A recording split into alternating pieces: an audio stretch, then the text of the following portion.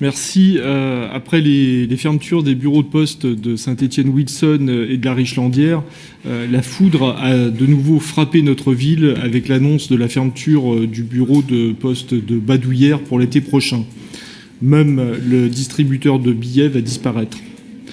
La commission départementale de présence postale territoriale a ainsi annoncé le 12 mars, dans une tournure euphémisée, l'évolution de la plateforme de service de Saint-Étienne avec la mutualisation du bureau de poste de Badouillère.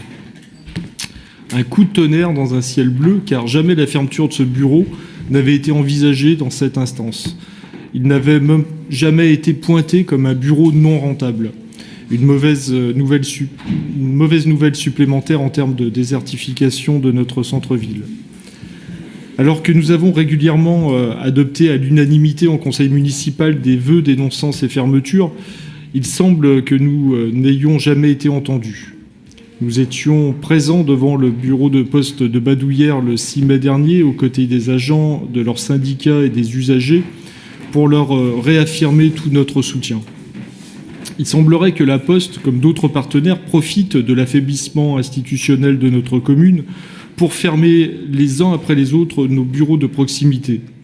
Le PDG du groupe ne s'est jamais caché qu'il trouvait qu'il avait à ses yeux trop de bureaux de poste à Saint-Étienne et dans sa couronne.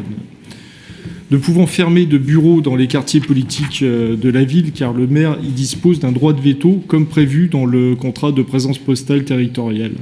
Le groupe La Poste se rabat sur les bureaux hors QPV, fussent-ils rentables. Aussi, nous voulions vous demander de vous tourner vers vos représentants auprès de l'Association des maires de France pour demander une évolution de la règle inscrite dans la convention tripartite qui lie La Poste, l'État et l'AMF.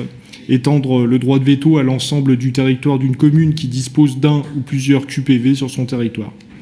Cette évolution est d'autant plus nécessaire que la carte de la géographie prioritaire étant amenée à évoluer, comme nous en avons récemment fait l'expérience, la règle actuelle peut conduire à subir aujourd'hui une fermeture qui aurait pu être évitée le lendemain avec la création d'un nouveau QPV.